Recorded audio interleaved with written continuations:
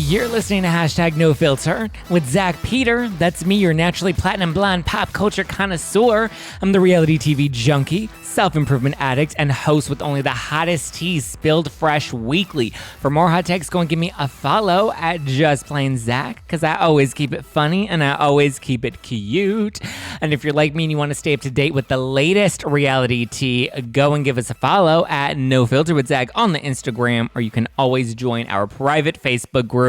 The link is in the description below, and I'm going to tell you, you're going to want to join the private Facebook group because not only is it free, but it's also private. And you know, we like privates on this show. I like lots of privates. I like man privates. And so you're going to want to join because I let you in on what guests are going to be coming up. I have a very special guest coming up in a couple of weeks. I teased today's guest. You sent in a couple of questions for her. I'm sitting, not...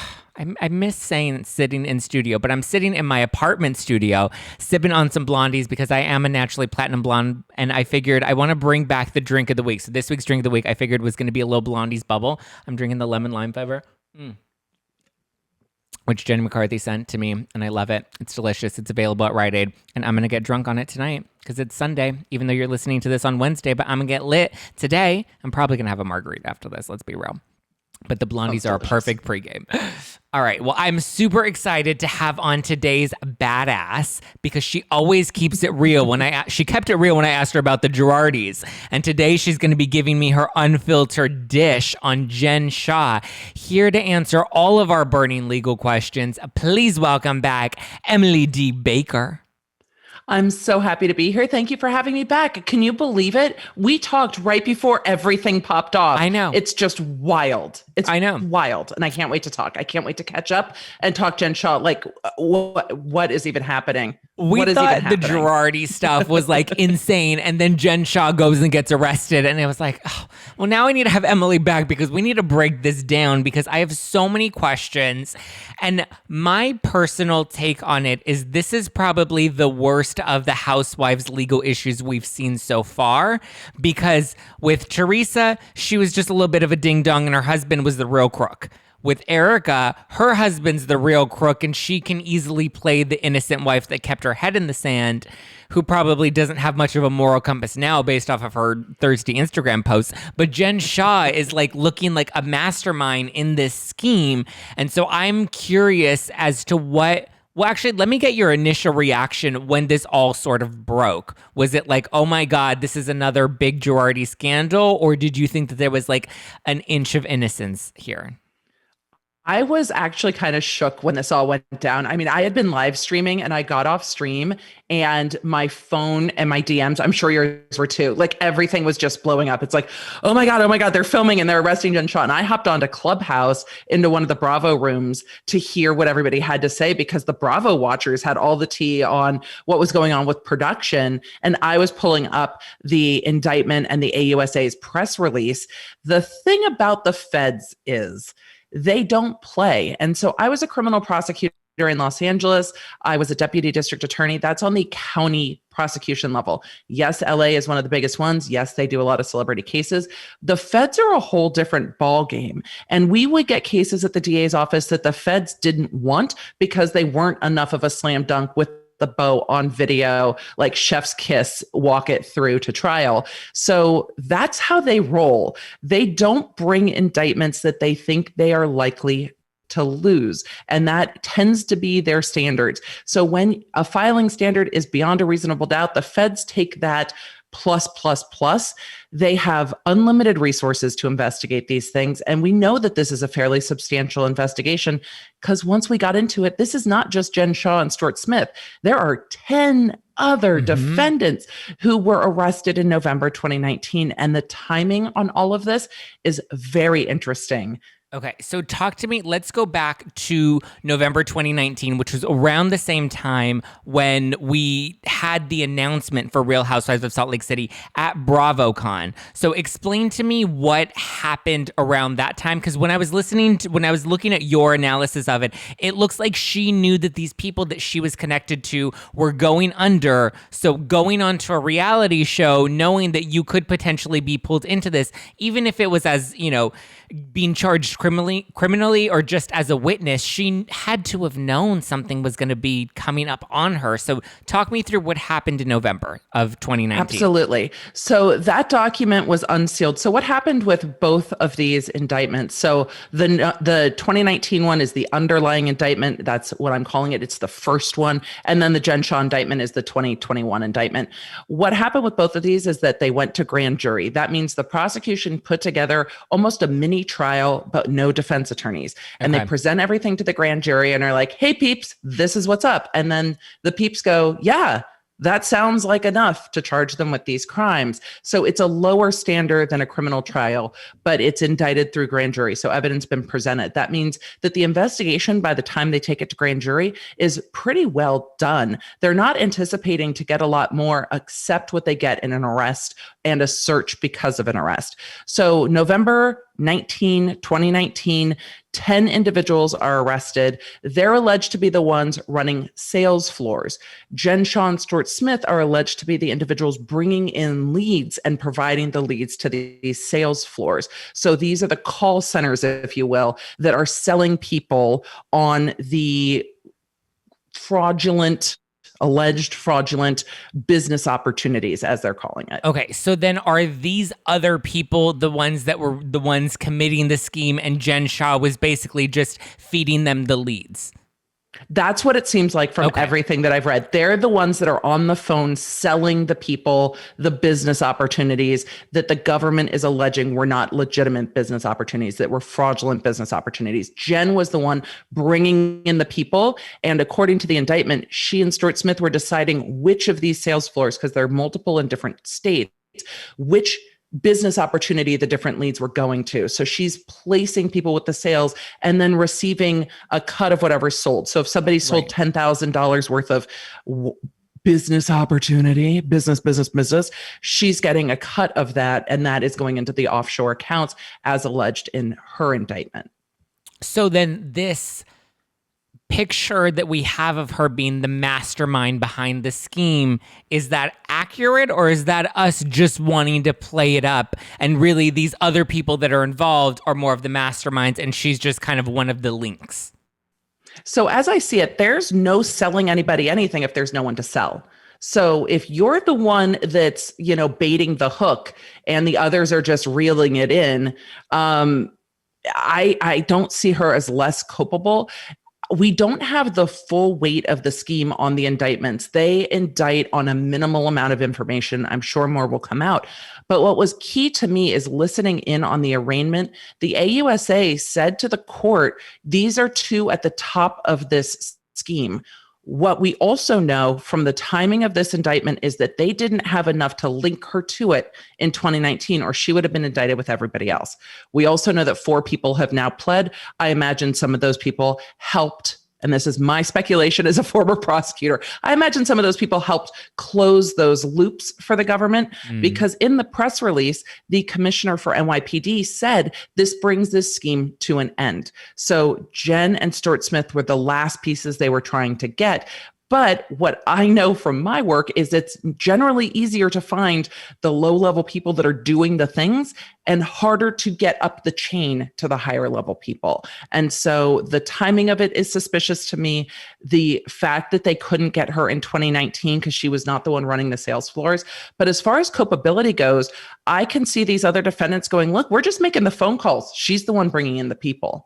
So is there, because we now know that she's pled not guilty, is there a sliver of a chance, like even just like the teeniest little ant-hair chance that she's innocent of all of it? There's always a chance. There's always a chance. Look, she's presumed innocent until it is proven. Right. And what I'm saying is that the AUSAs do not play. So with these charges against her and with the weight of the evidence against her, her defense very well may be, I didn't know that what they were selling is fraudulent. And the government's going to have to show that she knew that the people she was bringing into the scheme were not getting what they thought they were being sold. I imagine she's not going to argue she's not involved, that she's going to argue that she didn't know it was fraudulent. And So I can't see her saying she's not involved. so then I would then predict it would be like a he said, she said, where they're like, she's the one that was bringing in vulnerable people. And she would be like, well, no, I didn't know that they were actually providing fraudulent services. And then it just becomes one big circle jerk. The problem's going to be, if you thought it was legitimate, why move it through so many companies? Why move it into offshore accounts? Why move money in suspicious ways? And the government is going to bring in a weight of evidence and point to her and say, if you're innocent, if you think this is a legitimate business, why are your names not on these business accounts? Why are you moving money in this way? Why are you making such large cash withdrawals? And even if she is not found to be guilty of this, it doesn't mean she's not involved. It means she's not criminally culpable. Right. I imagine that this has sparked an interest over at the IRS, and that there will also be a large tax investigation. Those things tend to go hand in hand, especially given the government's allegation that these businesses are moving. One of them alone was moving upwards of $5 million with large amounts of cash withdrawals. The IRS does not love hearing large amounts of cash withdrawals. Right. Okay. So Kimya on Facebook wants to know, if other defendants in the Jen Shah cases have pled guilty, why wouldn't she? What possible outcome does she think she would have if she maintained her innocence? So she is too early on in the proceedings to plead anything other than not guilty. Okay. Her attorneys need to see everything that the government has. Because if the job of the defense attorney is not just to prove innocence, it's to prove not guilty beyond a reasonable doubt. We don't have to prove you're innocent. We just have to prove that you're not guilty beyond a reasonable doubt, and have to make sure that the government did it right. So they're going to attack the credibility of the evidence, credibility of witnesses, attack the way evidence was gathered. And that's their job, to make sure that everything being brought in is proper. So they are not trying to necessarily prove that she had no involvement in this. They're trying to prove, I would imagine, that she didn't know that it was fraudulent. That would be my guess. But wouldn't, and again, you know the law better than I do, wouldn't it make more sense to then plead no contest? Or is that like not a thing that we do? Oh, it's a thing you do when you're saying that you're guilty. So no contest is I'm not accepting civil liability, but I'm not fighting this case either. So you can see no contest pleas in a situation where there is a civil suit. So if these victims were also suing her personally for their loss of money, pleading guilty means I admit that I did it. And then that can carry over into a civil lawsuit saying, no, she already said she did it. Why do we have to prove it? She said she did it. You don't have to prove I did it. No contest is saying, I am not going to continue to fight the criminal case because I want to take this deal, but I'm not accepting guilt because I don't want it to be used against me in this civil liability realm.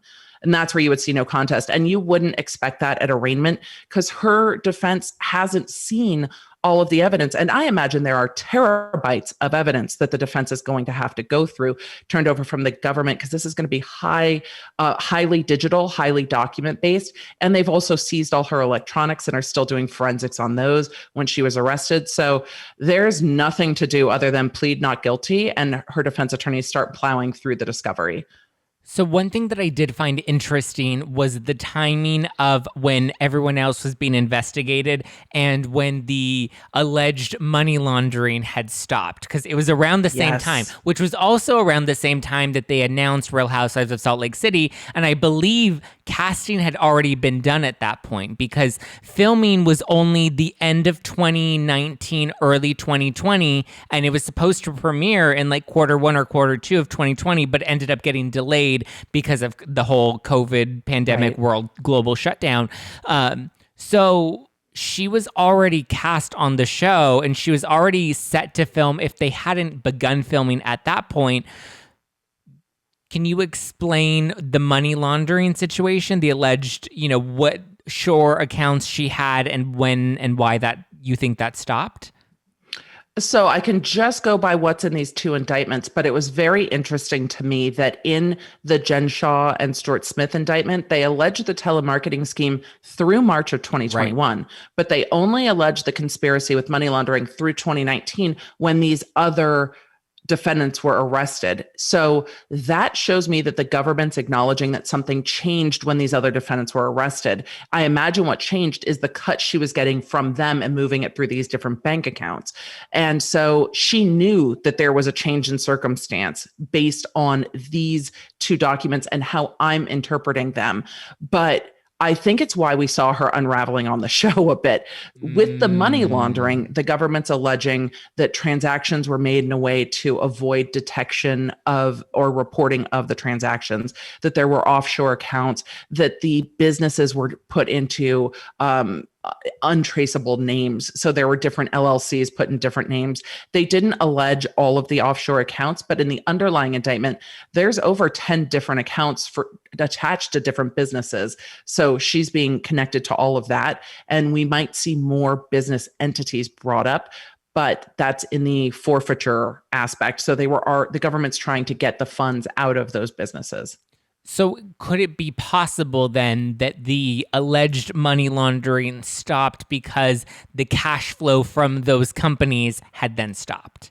That's how I interpret it, is that the conspiracy to commit money laundering involved all of them and the way money was moving. And then the others got arrested and those sales floors probably stopped. It doesn't mean she stopped bringing in leads, and she might have had other ways to sell them on things, but not with this group of defendants. So that money laundering behavior that they're alleging with all of the defendants stopped, because the other defendants are charged with the wire fraud and obstruction of justice. They're not charged with the money laundering. Could she possibly cut a deal for bringing in some new information that can maybe further incriminate the current people under investigation, or possibly even bring in some new people? I don't think they anticipate new people based on the statements in the press release. I don't think they have any other targets that they think are out there. I think this is it. Could she try to cut a deal if she listens to her attorneys? But her behavior on social media indicates that she's not accepting responsibility for any of this at all. If I expected someone to cut a deal swiftly, it would be Stuart Smith. Because if I'm Stuart's lawyer, we're sitting down and we're having a real chit chat. I'm going, look, what you're not going to do is go down for this bitch right now. Like, that's not what we're doing. You are going to tell the government everything they want. You are going to try to get the minimal amount of prison time you're entitled to. You are going to tell them everything, and you are going to keep moving on with your life. You are not going down for this person. They're your employee. And you can explain to the judge, this was my employer. She said on screen, I would do anything for her, and I would. And I believed her that these were legit businesses. And I thought some of the movement was wrong. And I thought maybe she was avoiding taxes. I didn't quite know the whole scheme of it. I'll tell you what you want to know. I would like to not go to prison for very long. So she's definitely facing jail time. I mean, she's facing prison time. Unless she suddenly has like dementia and Alzheimer's at the same time. The shade is glorious. She's absolutely facing prison time. And when the government was arguing at her arraignment over her bond conditions, they were arguing that, first of all, the shade was brilliant because the defense for Jen Shah was arguing the amount of bond, which allowed the government to give quite a lot more information, being well aware of everyone that was listening to the call. And they were arguing she's not a flight risk, she's a public figure.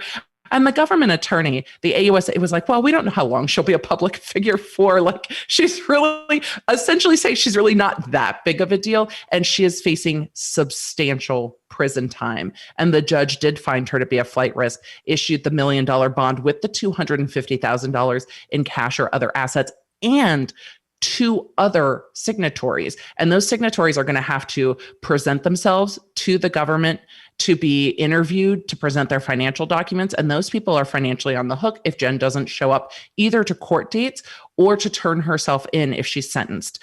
A lot of times in these cases with the federal government, people like the college admission case, people will remain out of custody. They will eventually plead. The judge will then have a sentencing hearing. Both sides will argue sentencing. The judge will determine a sentence. And then they will set a future date for you to show up and just go to prison when it's convenient for you, right? We saw that with the Giudices as well. They staggered the prison sentences because they were parents. And so it works more like appointments than in the state criminal justice system, where you tend to see people being held on bail they can't afford, being held in custody until they go to trial, going to trial, and then you just transfer them from, county custody to prison. It's very different in the federal system. So, as just a Bravo reality TV super fan, I've narrowed it down to 3 potential theories of like what this could be. And one of them is, in terms of like her continuing to come on the show despite knowing her history and her relationship to all these other people that are being investigated. The first one I think is she was either too arrogant to think that she was going to get caught. She was too ignorant to realize that she was doing anything wrong, or she was too desperate for the fame that she was willing to risk it all, knowing that she could potentially have a Teresa Giudice, turning table moment. Which of the 3 do you personally think is most likely? I will take option number 1, Zach. Here's the thing. This scheme is alleged to have been going on since 2012. Mm-hmm. I worked with fraud defendants. They were my favorite because when you kind of go along the scale of criminality, fraudsters tend to think that they're smarter than you and smarter than everybody else too. And we definitely saw some of that when she was making her answers about her business. She's like, what? It's business because I do business with business and things and an algorithm in business. Why don't you understand I do business? I'm super wealthy because business. And that's not uncommon from what I saw too. And the longer these things go, it's just like with Tom Girardi. I don't think the first amount of money he stole from a client was $11 million like he was charged with the Rui Gomez family and had a judgment issued against him. I think it starts with 50,000 here, 100,000 there. And it starts with these smaller bites. And then it's like, oh, I can just do this then? Sweet. And then it tends to grow. And I think that's what we see with Jen Shah, because this is alleged to have started in 2012. And generally these things grow and grow and grow until people feel untouchable. And that tends to be the same time that the government perks up their little ears and starts investigating. What do you think is Coach Shah's involvement? Because he had a history as a lawyer, correct? He used to practice law. Yeah. And I would just assume, because she said according to her bio, she has 20 years of marketing experience. And she, this is basically her world. She knows how to market through telemarketing, through internet marketing, through social media marketing. So that's her forte. I would assume there would be, as a married couple, times when, like, if I had my own Tom Girardi, I would ask him for legal advice. Do you think he was in some way coaching her? It's really hard to say. If the government had enough to believe he was involved, like actively involved, they would have indicted him as well. They're not going to hold back on that. What he was telling her behind the scenes, I don't know. But again, it also depends on how much of her own bullshit she believed and was like, oh, baby, you don't understand. It's marketing. And we bring in these leads and then we sell the business opportunities and we take their businesses online. He might not know that there's no delivery at the end of that story, that clients aren't getting the businesses that they're being promised. He might not have known that. If she's like, no, I bring in leads and I do lead marketing and I do lead generation. And then these people sell them these business opportunities. They go online and it's all great. I can see him saying, okay, that sounds great. Did he not know about the offshore accounts and all the LLCs? They're alleging Stuart Smith was setting up those businesses. That's what we heard in the arraignment, not Coach Shah. If he was the one setting up those business entities and filling out that paperwork, he would be indicted along with them. So I don't know. And that might have been intentional on their part. There is still spousal privilege where you can't be forced to testify against your spouse. So I don't know what we'll see from Coach Shah. I think if I'm Coach Shah, and if I'm counsel, I think if I'm Coach Shah, I'm getting my own attorney to have a conversation with. But I think you put your head down, you stay off social media, and you try to weather the storm for your kids and your family and your own job. So trial is set for October 18th. What do you predict will happen? Is it possible that she could be walking away in handcuffs at that point? So I think the first thing we'll see is her legal team trying to push that trial date further. I think it's likely that that trial date can get pushed. She and Stuart Smith got thrown onto a moving train because this has been going since 2019, and the other defendants are ready to go to trial, the ones that haven't pled. We'll see if more defendants plead as we get closer to this trial date. If she goes to trial, she'll still be out on her own recognizance. If she's convicted, unless something changes, she could stay out on recognizance until her sentencing date. It's not that they will necessarily handcuff her and take her to jail the second that she's, convicted by a jury, if that's what happens, because of there's this such a large bond. It also is going to depend on her behavior going forward. Being flippant on social media can hurt her here, where the government's like, look, Your Honor, she's not taking this seriously. What's to say she's not going to just bounce? Also, there's allegations from the government that she was not forthcoming and honest in her financial statement forms. So it's really going to depend on her behavior going forward. Because if I'm the prosecutor sitting there watching this on social media, I'm just recording all of it, waiting for the day that she's like, no, I'm so sorry. It's like, really? You're really? Hold on. Let me find you singing in the car. Let me find all the clips of songs that had to do with criminality. Let me pull up all the free Jen Shah posts. You're not sorry. You're not sorry. You're not contrite. There's no feeling bad, nothing. And if she didn't know it was fraudulent, I would have expected a statement from her attorneys, and this is just my expectation, saying, statement from Jen Shah. Jen is not going to be posting on social media other than business obligations. She is saddened to learn of these charges. She will fight to prove her innocence, and she is going to be keeping a low profile. We have no further comment at this time. Thank you. She's going to be fulfilling work obligations only. That's not what we've seen.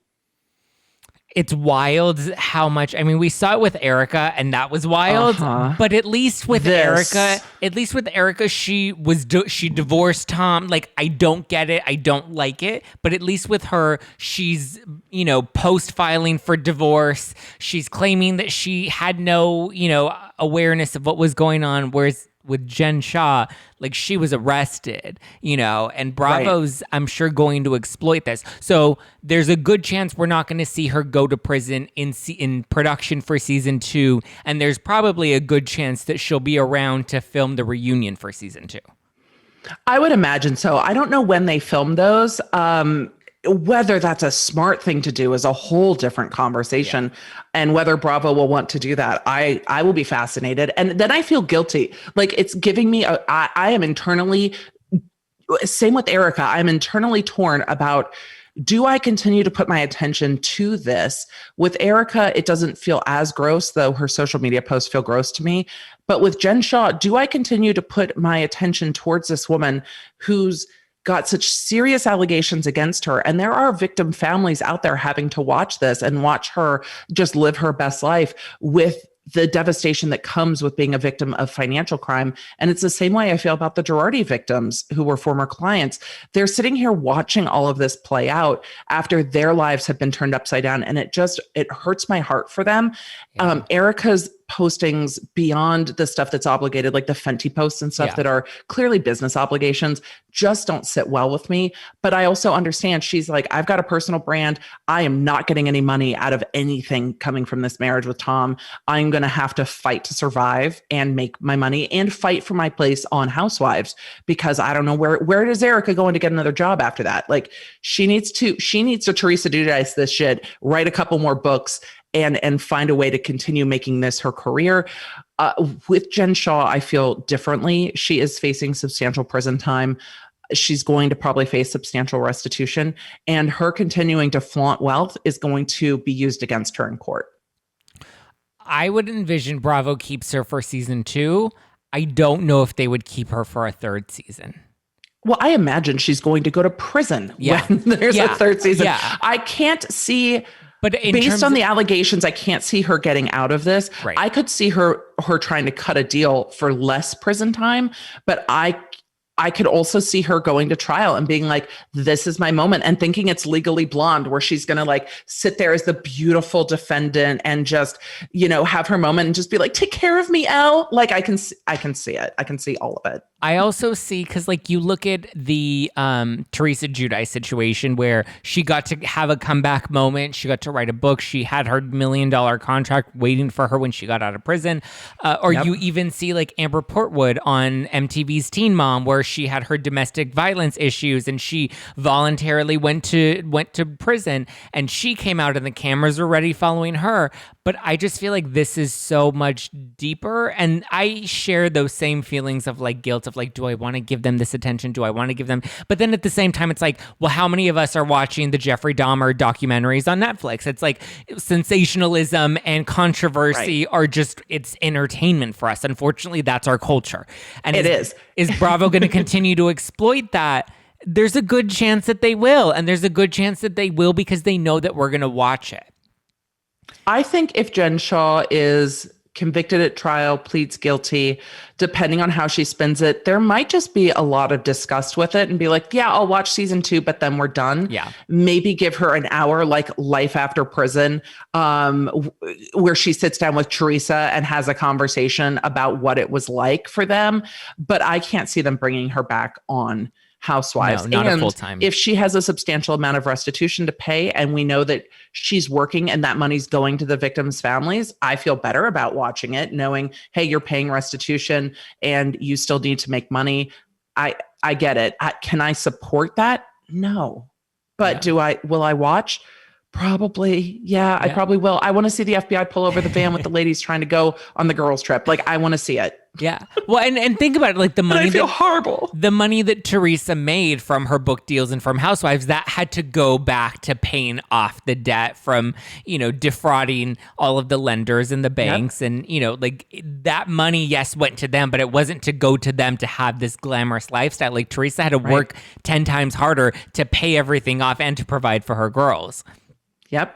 And she indicated, was it last week? It was sometime during this season where she talked about the reason she got the house because she paid off all the restitution for Joe as well. Yeah. Which was very interesting to see her really talk about how much hustle that she's put in to make sure that those debts were clear and paid. And I have respect for the way Teresa handled herself in all of it.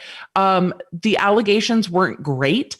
However, when it comes to financial crimes, for me, there's a different level of culpability when you're defrauding corporations versus defrauding individuals and asking them to take out 401ks and borrow money from their family. There's a different impact level there. Right. We've watched the federal government bail out banks time and time again. I have a lot less kind of empathy for banking corporations and mortgage lenders. Right. This is part of what they do. They have checks and balances to ensure they're not defrauded, and we're here. And that's why they went to prison. Teresa signed the documents. I don't think she knew what she was signing at all. That seems to track with her behavior. I'm sure Joe said, babe, you need to sign this for the house. And she was like, yeah, whatever, fine. But she stood up and said, I signed it. What do you want me to say? I signed it. I didn't know it was a crime. It's a crime. There's no getting around it. I did it. So I'll just do my time. And you saw a little bit of anger coming out from her that I felt was warranted. She was betrayed by someone she trusted. That's not what's going on with Jen Shah. Now, Stuart Smith, that might be what's going on, that he's betrayed by someone he trusted. And I think he's going to flip on her. I think he has no other option at this point. He has no other option. No. And if I'm Stuart Smith's wife, I'm like, immediately you are talking to the government. If I'm his attorney, I'm like, let's look at what the government has. And I'm going to let them know I'm amenable to conversation. Yeah. Like, we need to look at discovery, but we are amenable to conversation is absolutely what I would expect. And as a prosecutor, when I arrested those two, that's what I would expect too. Okay, so you mentioned Teresa signed some paperwork from her husband, and she was a little ignorant in what she was participating in. Now, we've come to find, last time we spoke, we talked about Erika Jayne and her wanting the $600,000, the money from the house that's supposed to go to the Rui Gomez family, and she's asking for her, the word homestead is not exemption. Yes, exemption. I was thinking the word eviction, but exemption is the term. And so now we're finding out that there are documents that have now been submitted that show with her signature on it that basically show that she knew Tom was taking out loans against the house, and she relinquished her right to any of that money that was owed to the lenders.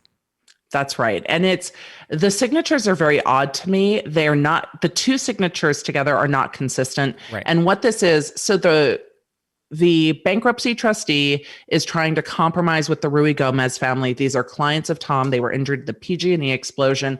They got a $12 million judgment. They only got $1 million of it. They went to court and sued Tom to get their $11 million back, and then had to go back to court because after they won, he didn't pay it. So then they had to go back to try to get it. They have a lien against all of his personal property. So the bankruptcy trustee is trying to resolve the claims that the Ruy Gomez family has for this $11 million amount. They're trying to settle it or compromise that amount. Erika Jayne came in, and it wasn't just her, because Tom's first wife also came in and said, wait a second, we have these other claims that we think come first. So if you're going to sell the house, when it sells, we should be paid before the Ruy Gomez gets 80% of what's left over. Now, I don't know how this will sort out in the bankruptcy court, because I'm still unclear that Erika Jayne has any community property rights in that home at all. I don't necessarily think she does. Clearly, her lawyers think she does, or they wouldn't be filing this exemption, because PR-wise, it looks bad. Really bad. I mean, nobody likes it. Everybody feels like, gross. Why are you asking for this? But the homestead exemption is something that they are entitled to. Now, Cal 2 is one of the many lenders in the bankruptcy courts that is coming forward saying, look, Tom Girardi and Girardi Keese owe us money because we were financing these lawsuits before they resolved. And the way that kind of lending works is that a lender will kind of front the money to the attorney. The attorney will do all the work on the lawsuit. And when it settles, the lender will get paid back out of the proceeds that come into the attorney, because they're working on contingency, which means the client doesn't pay until they receive a settlement. So this lender was having a lot of difficulty with him. I did a podcast episode early on in the bankruptcy about all of the allegations this lender made in the Girardi Keese side of the bankruptcy, saying we lent him money and then it didn't get paid, and then we were trying to attach this, and they got a judgment against him. What they're saying is Erika signed away her rights and property until they were paid back. So if Tom had passed away and stuff had gone to her, she was signing over the rights to them. That's not uncommon in business lending like this, that if they're attaching property or if there's a personal guarantee, that the spouse will say, okay, there's a personal guarantee that comes before my rights as a spouse to any of these monies, and I can't object as a spouse. We saw 2 of them, which is interesting. The signatures are wildly different. I wonder if Erika will say that Tom signed those. I'm still not confident that she signed both of those, because they're worded very different. One's on Girardi Keese stationery, the other's not. But interestingly enough, they say that she's the only heir. So I'm wondering what's going on with the will behind the scenes too. Is there no one else in Tom Girardi's will? Is it just Erika? Because it says she's the sole heir. And that's interesting as well, because he has a number of children. Right. So my interpretation of these documents that have come out is basically just that she is not entitled to that $600,000 exemption, but not necessarily that this incriminates her in some sort of way other than knowing that he was taking out loans. She would have had to have known, if she signed these, that there was a litigation lender that was saying that they had rights to the house if they weren't paid back. Now, how that conversation would probably go is, hey, I've got this lawsuit and that going and this going. I need more money from Cal, but they want the house attached because they want more collateral. So I need you to sign and say that they have the rights to the collateral. But this judgment's coming in and that's going to cover this and it's all going to be fine. I imagine that's exactly how that conversation went. If that conversation happened and Tom didn't sign these himself or have somebody at his firm sign them. Because again, I'm still not 100% that these are Erika's signature, because they both look wildly different. So if she signed these, she knew that there was a lender that was taking out a lien on the home, but the home, again, might not be community property, but they have a lien on not just the home. They have a lien on all personal property. And that's why she would have signed it, because the lien is on everything that he owns, not just the home. I don't think she gets the homestead exemption anyway. I don't think it's community property. Tom could get the homestead exemption, but this is showing that he would have signed that away too, because he's saying anything is waived by Cal to getting it.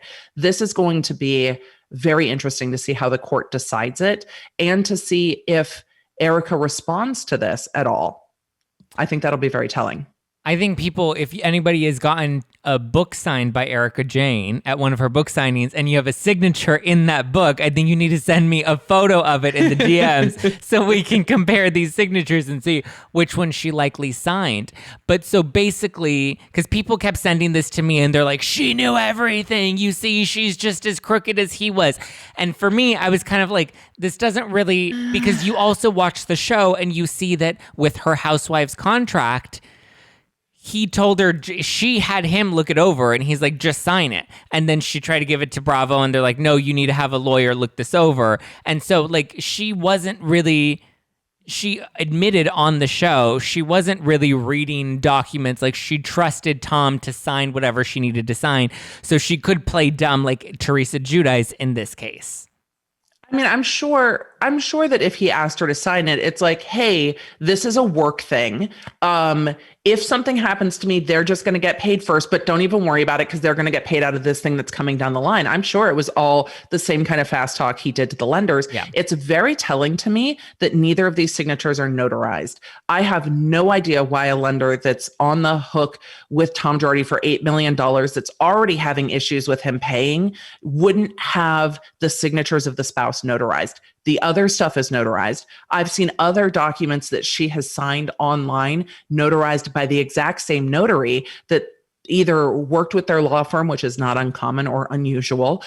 But then why weren't these two things notarized and why didn't the lender have them notarized? It's very telling to me. Telling in the sense that she could possibly kind of walk away. Say that she didn't sign them. There's one that looks very much like the signature from the Vanderpump sympathy note. And then there's one that looks nothing like either of them. So the two signatures are so vastly different that there's room for her to argue, I think, that she didn't actually sign those. I don't think there's room for her to argue that Tom doesn't owe that. But I also don't know how much it will matter because I still don't think she has a community property interest in the home. He bought it before they were married. There's no indication that she's put money into the home, that she would have done something that brought her into the home. I really think that the home is still Tom Girardi solo. So aside from having like our conversation last time, aside from probably having to pay a couple of debts, she's pretty much still criminally free of any wrongdoing. I mean, there's potentially a criminal investigation. We know that the judge in Illinois forwarded it to the AUSAs. We know at this point somewhere there are a few AUSAs that have got to be like me going, can we just be the housewives unit at this point? We just want to look into all of it. Like we volunteer as tribute. Let us just be the housewives unit at the U.S. Attorney's Office. But there is an investigation going. It would be very difficult to prosecute Erika on her own without prosecuting her alongside Tom Girardi. And the conservatorship will play heavily into whether they will decide to do that or not. It might not be worth the time and resources when he's going through the two bankruptcies, he's being stripped of his license to practice law. It might not be worth it to the AUSAs to prosecute it because at this point, to what end? To what end do you prosecute it? To put him in jail for a few months? It might not be worth it to them. And they're not going to, I think, prosecute her alone. But we'll see. If they turn up a lot of egregious stuff and fraud and money being laundered and hidden, then my opinion would absolutely change. It's hard because it's like I find myself in having these conversations with people, like feeling like I'm almost defending Erika, but also at the same time being like, I'm not trying to defend her. I'm just trying to show that she's not as guilty as I think people want her to be because they dislike the character that they watch on the show. Whereas like with Jen Shah, I don't like Jen Shah's character, and Jen Shah actually looks a lot more criminally responsible and guiltier than we want to believe. Well, there's a lot more culpability for Jen Shah because she's been indicted by a grand jury. Yeah. By the Southern District of New York. Like they do not play. I don't know how to better emphasize that they have like a 98 or something % win rate because they do not bring shit they cannot prove. Yeah. And when you're seeing them lose things, they're probably losing one or two of the lower lying defendants in these larger cases.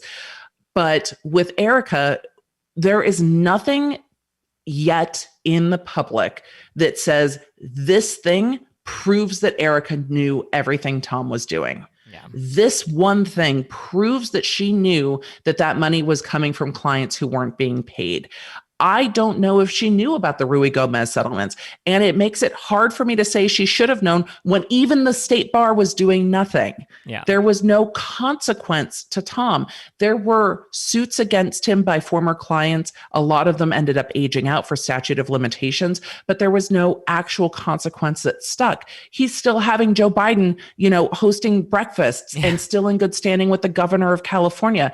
What would have indicated to her that something was wrong when everyone was still kissing his ass and he's still winning awards and has his names on buildings and is still revered? What would have indicated to her that that was built on a house of cards? I haven't seen it yet. I know people are like, fuck you, Erika. But you know what?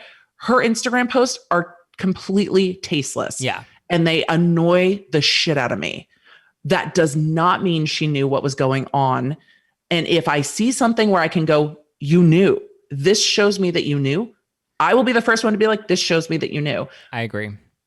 I'm so with Jen Shah, she knew. Jen Shah knew at least in November 2019 that the cards were crumbling. And I think that's why she was so wild during filming, because the weight of knowing that this could come down any day was on her. And that's where I think we saw the drinking and the anger and the stress of all of it, because it made zero sense. Her behavior on the show made zero sense. It was so aggressive and so intense that you knew that there was something deeper rooted. And I just felt like there had to have been more than what she was saying about her relationship with Coach Shah. It wasn't just that he wasn't home enough.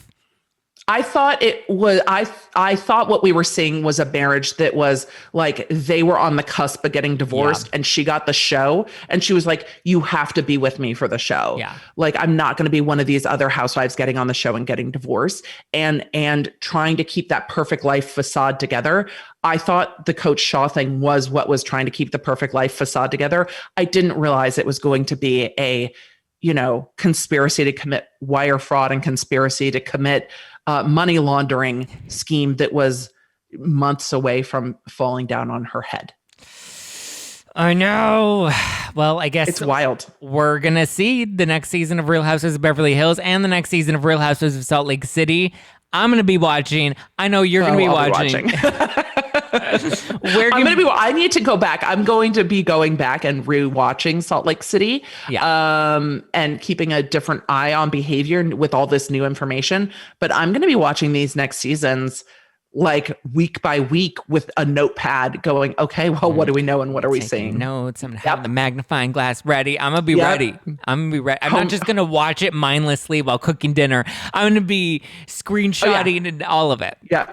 At-home detective. I mean, and that's the thing is that legally blonde, Emily. Legally blonde. You're legally platinum. Legally platinum. Fabulous. I will definitely be watching very closely. And I think, I hate to say that some of these larger lawsuits have almost become gamified, but that's what I've seen through commenting on lawsuits and legal troubles that are in the public eye, is that people can watch it unfold because of how much individuals are on social media. Right. I mean, if Erika wasn't on social media currently, if she came out and said, I'm only posting what I'm obligated to post due to business contracts, then people wouldn't really be calling for her head in the same way, I don't think. Yeah. Same with Jen Shah. I think people playing it out on social media and then playing it out on reality TV brings everybody in to judge, and people want to sit and be like, well, are you doing this? And are you doing that? And I just want to see, like, does any of the behavior give away what was underlying and what was coming? I'm very curious.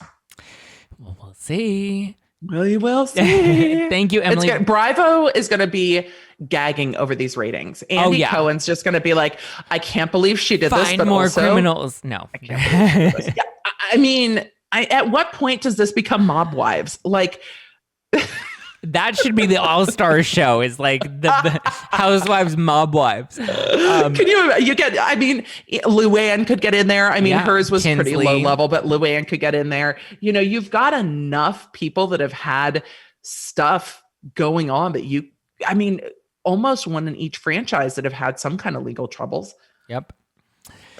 Thank you, Emily, for calling in and Thank you, chatting Zack. with me. Where can people follow you to keep up with all of your legal analyses and commentary? Absolutely. I am at the Emily D. Baker all over social media, keeping it easy. I'm live on YouTube on Tuesdays and Fridays, and you can always tune into my podcast, The Emily Show, where we do, deep dives into the legal shit behind the stories you want to talk about. I love it. Listen to the Emily Show. Go subscribe right now. Subscribe to her YouTube channel because those lives are juicy. Just like we're going to be watching Housewives in these upcoming seasons, you're going to be there listening to her live, taking notes. I literally have pages of notes from listening to your lives, Emily. I'm not even lying. Thank you, Zack. Thank you so much for listening to #NoFilter with Zack Peter. That's me. You can give me a follow at Just Plain Zack. If you want to grab some Blondies by Jenny McCarthy, you can go to blondiescocktails.com, or you can go to Rite Aid if you're in California. Pick up a can. They're really yummy. I love them. I'm going to be doing more drinks of the week because summer is coming and I'm ready to get lit while we watch all of these housewife shows together. Don't forget to follow the show at No Filter with Zack on Instagram. Join our private Facebook group because it's really juicy and we have really hot takes, especially about Erika and Jen Shah. So join in on them and get ready. Lots of good interviews to come. Again, you need to go and give Emily D. Baker a follow. Emily, one more time, what is your Instagram handle? Thank you. I am the Emily D. Baker. I love it. And I'm Just Plain Zack. And I will talk to you next week. Bye.